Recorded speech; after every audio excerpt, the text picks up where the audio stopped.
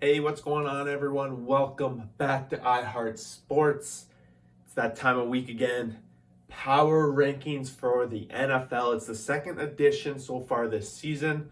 Week 2 is starting tomorrow, so it's time for power rankings.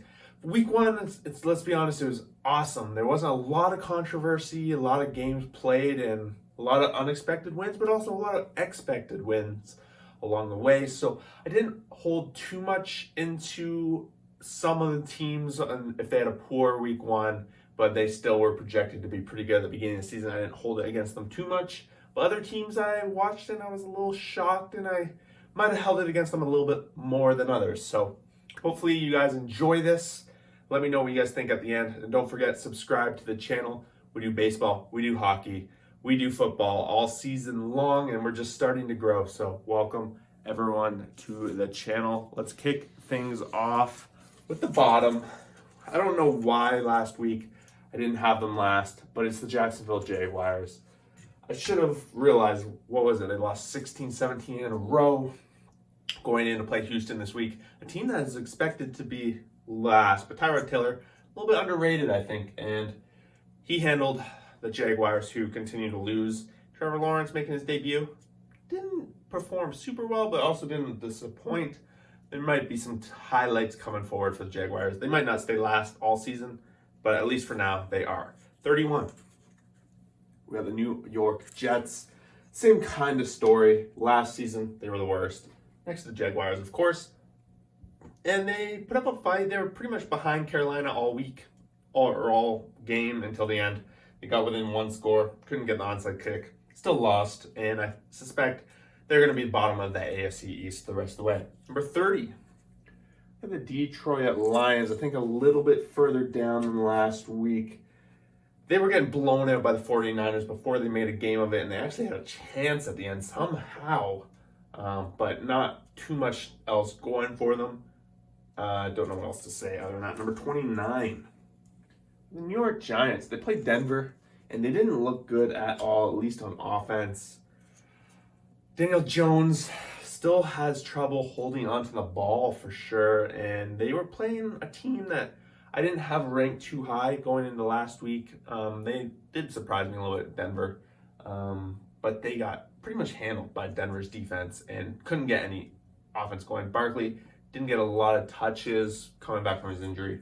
We'll see how they progress going forward. Number 28, we got the Houston Texans.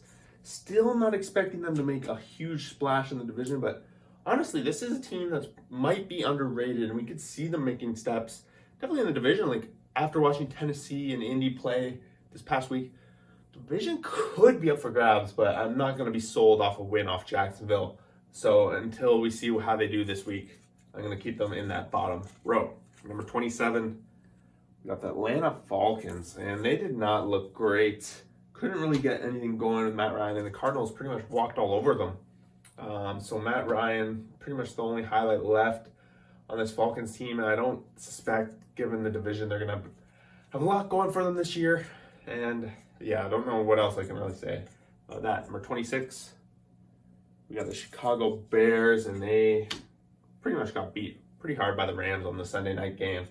I don't know if there's a whole lot of expectations in the Bears for this season, but they still had Andy Dalton starting. They had Fields in there for a couple snaps along the way. I think this is going to be one of those teams that we might see Justin Fields hit the field quicker than we would first have thought at the beginning of the season. Number 25, we have the Carolina Panthers. It did beat the Jets. Not a whole lot of credit to go with them, but McCaffrey had a pretty good outing. And overall, Sam Darnold did not look bad.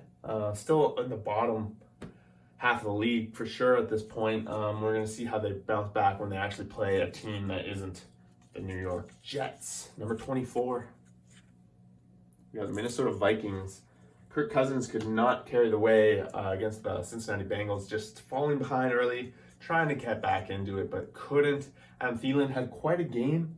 But overall, with the division that they're in, they can't really stand to fall too far behind early.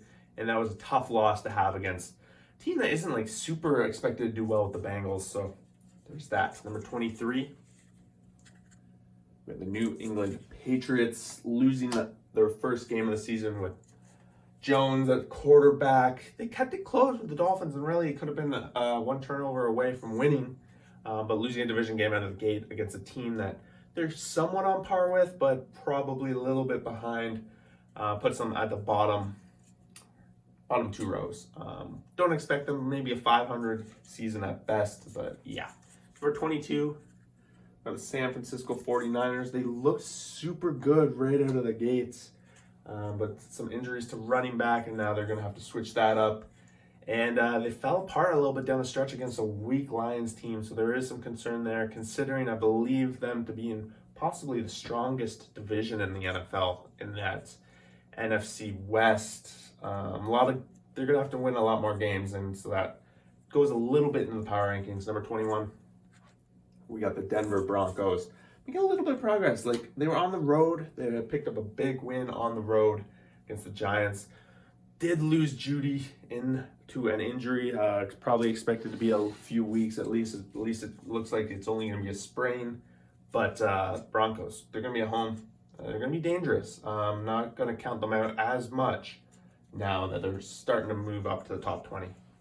Number 20, Cincinnati Bengals. I like the way that they came back and won that game in overtime against the Vikings. It's a big win for them in a division that could possibly be up for grabs, at least for top two. Some of the other teams had leads and blew them down the stretch. Who knows what's going to happen with Joe Burrow at the helm. They got to be making some progress. I think they're just really excited to have Joe back. I'm excited to watch how they progress. Number 19, you got the Colts.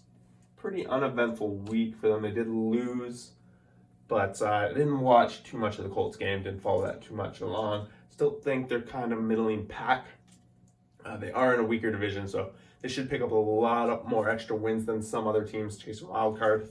So I'll give it that. Number 18, sorry, wrong logo, guys. We got the Washington football team. Old stickers, sorry if that offends anyone. But number 18, they lost a tough game against the Chargers.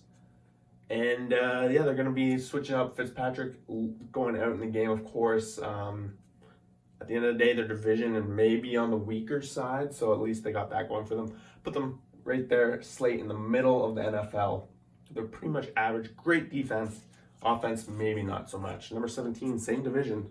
Picked up a big win, and they looked good doing it. We have the Eagles. I'm trying to remember who they even beat.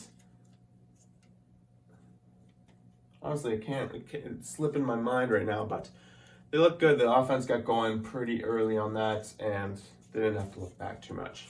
Number 16, Oakland Raiders. Las Vegas Raiders. Sorry about that. It's Las Vegas. They got it done against the Ravens on Monday night in an epic comeback fashion. They fell behind, and they really were able to score 17 points in the fourth quarter, whatever it took. And then the overtime, if you watched it, just a storybook ending where it looked like they won, and then an interception, and they still managed to win. Still, I do have some concerns there. The Ravens were struggling down the stretch in that game and couldn't close them out. But given their division, I don't know how much they can be more than a middling team at this rate. Number 15, we got the Miami Dolphins. They did pick up a nice win. Maybe a little bit biased to putting them there on my favorite number 15. Dolphins, but middle of the pack, beating the division rival and the Patriots. They're going to be ahead of the Jets most likely. And the Bills lost. So right now they are leading the division. But I still don't consider them to be top three rows. Number 14. We got the LA Chargers. They picked up a nice wing. And Hebert looked good. Managing to get it done. Threw a pick, of course. But he still managed to pick the win up. It's a big win for the Chargers. They're going to have a tough division all season long with the Broncos and the Raiders and, of course, the Chiefs. But I think they're ready to compete, and we got to watch out for them. Their offense is pretty stacked, and their defense gets the job done as well, keeping Washington down. So watch for them to make some gains. Number 13, we got the Dallas Cowboys. They did lose the season opener, but honestly, they're playing the Buccaneers, and they kept it close enough to make a game of it that the Buccaneers had to score on the last possession. give them a lot of credit, and I still suspect them to be the strongest team in that NFC East. So number 13, I think, is just right there on the playoff bubble, but like probably the weaker division kind of thing. But yeah, number 12, got the Cleveland Browns. They were in a position to dethrone the Chiefs, and they just fell apart down the stretch. Not holding it. The first half of them looked good. I suspect we're going to see more of a team that in that first half, and going forward, I suspect them to continue to be a better team than that second half team we saw. So number 12, I still rank them in the upper half of the league. Number 11, Seattle.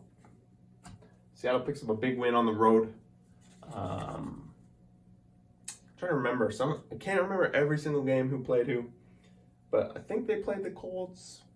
Maybe that's where the issue is, but they picked up a win, and I still love them. Their Metcalf, Carson had a decent game, and their defense came to play. So Seattle, number 11. Number 10, a little bit of a fall. They were up in the top 5. The Baltimore Ravens, after that falling apart to Vegas down the stretch, a lot of concern there. A lot of concern whether Lamar is going to have the protection on the offensive line, and if the running backs, all those injuries they've suffered, is going to end up causing them.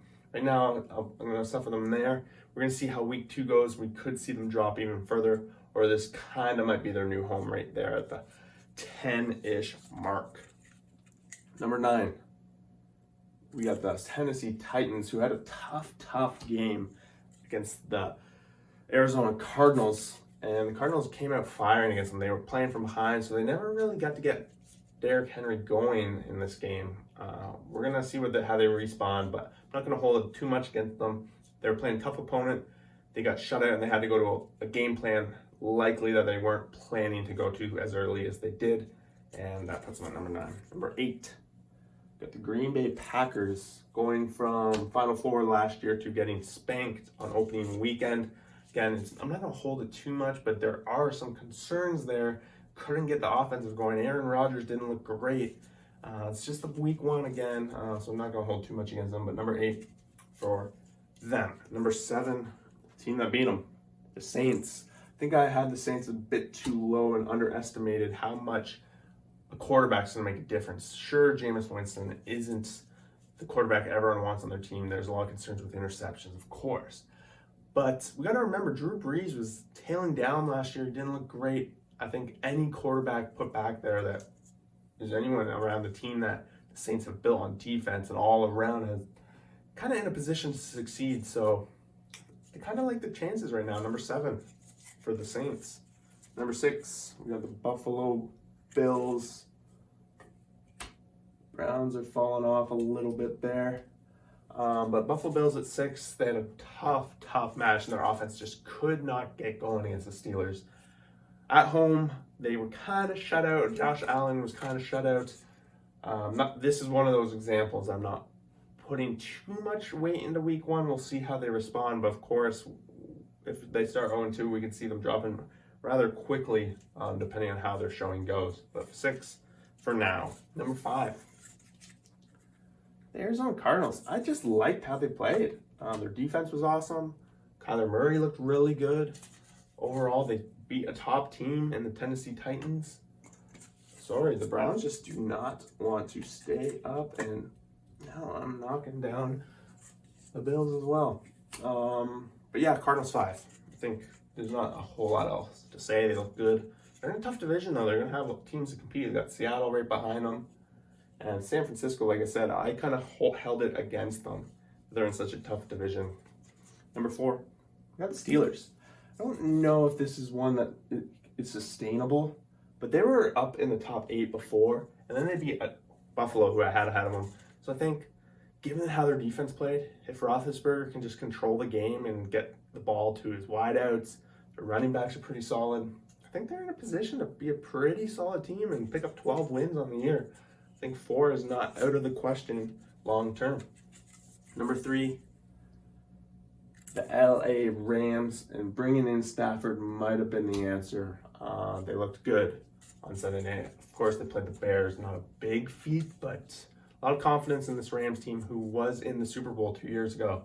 And now they have probably solved the issue, bringing in Stafford. We'll see how that goes. Number 2, we got the Chiefs. Still in that same spot. They won. They came back on the Browns. So I'm not going to lower them. I still think their weapons are too many. Tyreek Hill just tore it up with Mahomes. Kelsey's a monster. These guys really addressed their defense in the second half of the game. And they adjusted and got the game win. Number 1, we're going to keep them up there. Tampa Bay Buccaneers. Again, Thursday night, they had a chance to lose to the Cowboys, but they won. And they're the ex-Super Bowl champs. They got Tom Brady, they got Gronk. They have all the weapons out wide. Their defense is up there amongst the top in the league. It's hard to say they'll be anything but number 1 until they at least lose maybe 2 games and start falling down the stretch. There you have it. Power rankings for going into week 2. Let me know what you guys think. Drop your comments below. What do you agree with? What is just completely insane? And we will see you guys out there for that next video. Thanks for watching. Peace out.